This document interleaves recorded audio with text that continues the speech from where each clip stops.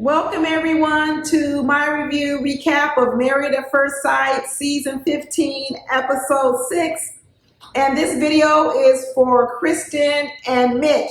You notice I called him Mitch. I didn't call him Mr. Itch because I'm going to have to upgrade Mitch a little bit. He actually was acting okay this episode, and he's also in the after party, and I'm going to do a video about that as well. And Mitch held his own. There was a couple of times when I was nodding my head in agreement with Mitch. I couldn't even believe it. But even though Mitch I've upgraded him a bit because he didn't act out so much, I'm still sticking with this thing with Krysten. And she is starting with this corporate America stuff, feedbacks, recaps, reviews. Krysten is a bit of a finesser, you know, and I think what she does is she uses compliments to set up the control mechanisms that she tries to have. Because even now, as Mitch is improving, what I notice about Krysten is she still stays tight on that rein of control. And I was starting to pay attention to that just a little bit more. It kind of takes me back to the time when she got married and she tricked her daddy to come, and she didn't tell her daddy that she was getting married. And then he's in a tight spot, and then he kind of has to just do whatever she wants him to do. It's a bit of finessing a person where you sort of exercise control, but in a way that's like, it doesn't come off as being really bad, but in a lot of ways I could see it. Like one of the things that I notice about Krysten, what she does is she started this thing off with Mitch in the beginning, telling the girls, oh, we need to be Team Mitch. We need to be Team Mitch. Well, first of all, I don't know why you were telling all these girls all of these things about Mitch. I think Krysten divulged too much information, but then she comes back and she says, we need to be Team Mitch, like she's team building. She's giving performance recaps. She's giving feedback forms. She's still kind of doing this. So she starts out with the ladies talking about, first of all, I just want to say that all you ladies are so impressive. I was like, why does she introduce all her conversations like this? It's the same thing she does to Mitch. And at first I thought it was nice and kind because I always like people who compliment people. But I don't know, maybe I'm overreaching, but pay attention to a little bit. Pay attention to how she uses compliments to then usher in something else. So when she starts telling this story about how Mitch pounced on her, she starts saying, well, you know, we're Team Mitch. We got to stay Team Mitch. Okay, team building manager, Krysten. We know we're Team Mitch. Rah, rah, rah, rah. We're Team Mitch. So she starts telling the story of how, you know, he got drunk, a little tipsy, had tequila, and then he pounced on her as she describes it. In the after party, Mitch describes it as, yes, he had been drinking, he had some tequila. He said, but he was also trying to fulfill what she told him was that she wanted more physical affection from him.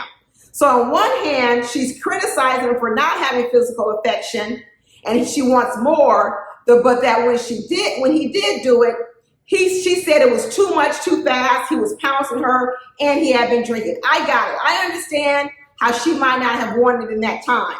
But then she starts going on, well, I was going to flip the script on him, and now I'm the captain. I'm in charge. I was like, girl, you're going too far. What's all this bravado about? I don't understand. I was just so surprised how all the ladies had already really disliked Mitch. I'm thinking, how did they come to this conclusion so bad? Krysten must be telling them everything for them already have to come to this conclusion that they really, really hate Mitch, because they're not even seeing the stuff that we're seeing. So Krysten must have been telling them these things, and I'm not quite sure why she was doing that. So even when she sits down with Alexis, she goes, oh, you're just so gorgeous, and I never met anyone like you before, Alexis. What are you talking about? Alexis ain't one of a kind. I was like, Krysten, what are you doing? So she's like, oh, you're so gorgeous, and I really value your opinion. And I've never met anyone like you before. It was over the top. I'm telling you, my little antennas was going up. I was like, this girl is doing too much. She's trying to finesse people. So now we find out that, of course, like we thought, Mitch was really just nervous in the beginning, and he's actually starting to settle in a little bit. He's starting to relax. He's starting to actually have fun with her, have some interest in her, and have some attachment to her. And it's actually Alexis who has to say, well, it sounds like he takes things really slow, and maybe you just have to be comfortable with the small little steps he makes. But Krysten is just so riled up. It's like she has these markers, and he's not hitting the markers. Even though he's moving along, He's not moving along fast enough. It's almost like I said, like a performance review. And it was Alexis who was trying to slow her down and say, listen, everybody moves differently, but he is making progress. Before he wasn't even attracted to you, now he's attracted to you. Yeah, he pounced on you like a tiger. At least he wanted to have sex with you. And even when he became sober, he was interested. And even Krysten says later on, they got hot and heavy again. It didn't go far, but she gives her performance review and said, although it could have gone far, I wish it could have gone far, but I don't think it was the right time. So she talks about that Mitch is sending mixed messages. Honestly, I'm starting to see some mixed messages from Krysten too. Because in one way, she wants him to show more physical affection, but then when he does do it, first it was an alcohol problem, got it, but even now when he did it when he was sober, she still said no. I hope this isn't a situation where things have to look the way Krysten likes them to look.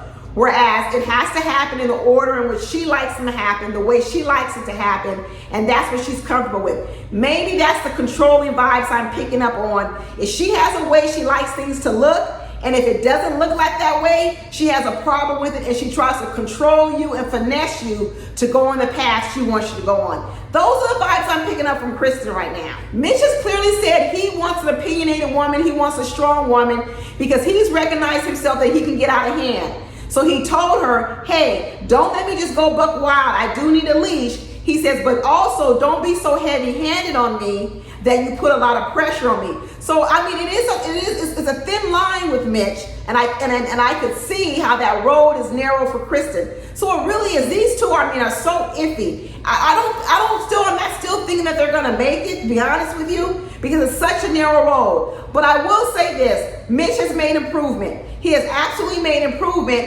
and now I'm kind of looking at Krysten a little bit, because I'm wondering, is she acknowledging the improvements that Mitch has made? Even on the very last scene, before the episode was off, and they're laying in the bed and they're talking, and they're kind of having a good conversation, and Krysten says a little thing like, Krysten says, now one thing is brush my teeth, get ready for bed, and then cuddle. It's like she laid it out for Mitch, like gave him the instruction, like this is what's gonna go next, and this is what I want. And he's like, okay, yeah, let's go ahead and do that, and then get up. But it was the way she said it. I'm telling y'all, it sends off bells in my head. I don't like to be, whenever I see people instructing people, it's the same thing I said about Morgan at the altar when she was giving Ben instructions. When people talk in that way, in terms of instructions, and not about, hey, do you want to do this, or asking me what I want, it sends off red flags to me. But Mitch is clearly making some progress, and even on the after party, he was very apologetic about wishing he hadn't done, and said some of the things. He basically said he dug a hole so deep in the beginning, he has to dig his way out of it. Maybe Krysten is apprehensive because of the hole was so deep in the beginning. I don't know. Some of it's natural. But anyway, I'm going to keep my eye on it. But tell me what y'all think. Am I being too highly sensitive or over alert? What do you think about Mitch and Krysten? Talk to you later. Bye.